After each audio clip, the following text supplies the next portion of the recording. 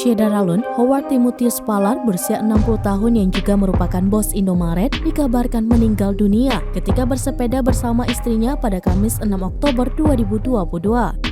Dikabarkan Direktur Teknologi dan Informasi PT Indo Retail Makmur International Tbk itu tertabrak truk saat bersepeda di Jalan BSD Grand Boulevard dekat lapangan Aero Modeling BSD City Pagedangan Kabupaten Tangerang, Banten.